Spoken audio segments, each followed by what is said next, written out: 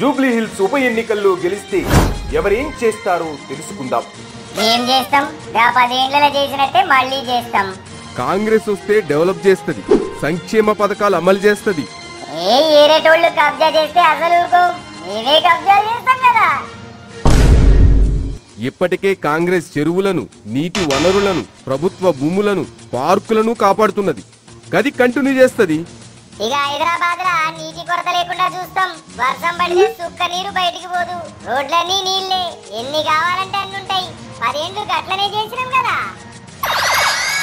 రేవంత్ అన్న సర్కార్ అయితే హైడ్రాను తెచ్చి హైదరాబాద్ ను వరద ముంపు నుంచి కాపాడుతున్నది, రోడ్లేస్తున్నది, డెవలప్ చేస్తున్నది. ఏ సమస్య పబ్లిక్ మా దగ్గరకు వచ్చే అవసరం లేకుండా చేస్తాం. మా సంగతి తెలిసి ఎవరు మా చుట్టుపక్కల కూడా రారు కదా.